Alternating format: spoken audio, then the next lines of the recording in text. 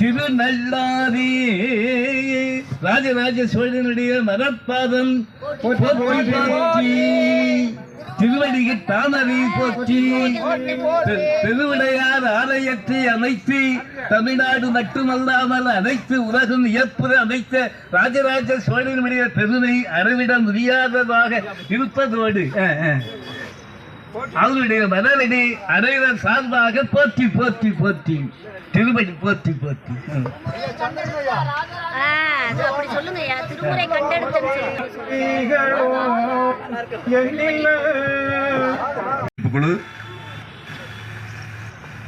ஊர்வலமாக நாம் இப்போது பரிவட்டம் கட்டினது பிறகு நேரடியா பறையிசை முழக்கத்துடன் ஊர்வலமாக போகிறோம். திருவள்ளுவர் தியேட்டர் வழியா பேருந்து நிலையம் கிழக்குப்புறம் போய் அண்ணா சிலை மேற்கு புறமா வந்து அறிஞர் அண்ணா நூற்றாண்டு அரங்கத்துக்குள்ள நம்ம வந்துருவோம்.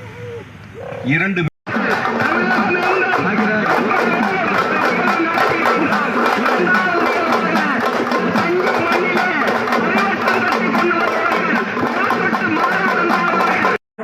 திரு இளவரசன் காமாட்சி நடராஜன் அவர்களின் புதல்வன் திரு இளவரசன் அவர்களை மேடைக்கு அன்புடன் அழைக்கிறோம். இந்த பறை இசை குழுவினர் எங்க இருக்கீங்க? கொஞ்சம் இசையான திரு லெனின் அவர்களை அன்புடன் அழைக்கிறோம். அயற்கனி கலையமூர்த்தி அவர்களுடைய புதல்வன் லெனின்.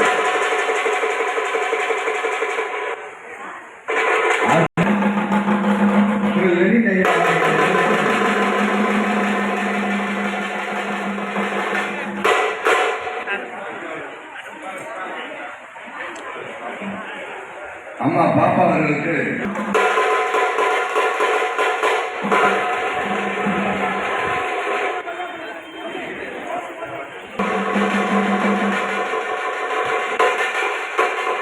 அடுத்ததாக மாமன்னர் குடும்ப விருது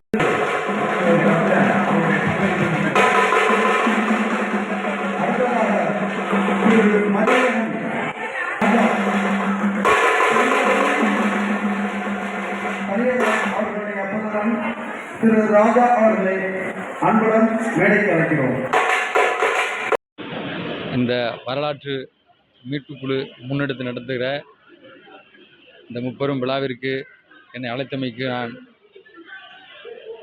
மருத்துவர் மாமனிதர் ஐயா தங்க சண்முகசுந்தரம் ஐயா அவர்களுக்கு நன்றி தெரிவித்துக் கொள்கிறேன். அதே போல் இந்த எப்படி வேண்டுமானாலும் வாழலாம், ஆனால் இப்படித்தான் வாழ வேண்டும் என்று அறத்தோடு வாழ்ந்து நமக்கெல்லாம் முன்மாதிரியாக இருந்த விருதுகளை பெற்ற பெரியவர்கள் நமக்கெல்லாம் எடுத்துக்காட்டாக இருக்கிறார்கள்.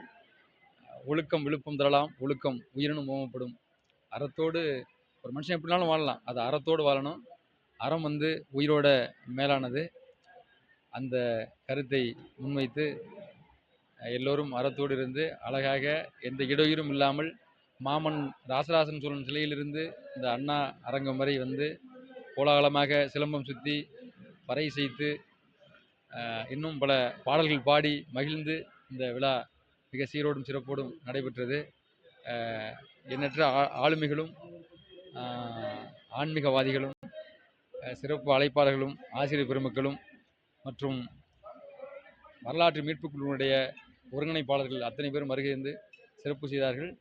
நான் இந்த ஐயான்ட்டு ஒரு கருத்து கேட்டாங்க, நீங்கள் திருவள்ளுவர் படம் நடிச்சிங்க, ஒரு அறம் சார்ந்த படம் அப்படின்னு. அதற்கு பிறகு மது ஒழிப்பை பற்றி நீங்கள் திரைப்படம் எடுப்பீர்களான்னு கேட்டாங்க. கண்டிப்பாக அதற்கான சூழலும் வாய்ப்பும் எனக்கு நடக்கும் பட்சத்தில் கண்டிப்பாக கட்டாயமாக நான் அப்படிப்பட்ட ஒரு ஆகச்சிறந்த திரைப்படத்தை நான் எடுப்பேன், நானே அதை இயக்கவும் செய்வேன் என்று உங்களிடம் நான் தெரிவித்துக் கொள்கிறேன். நன்றி.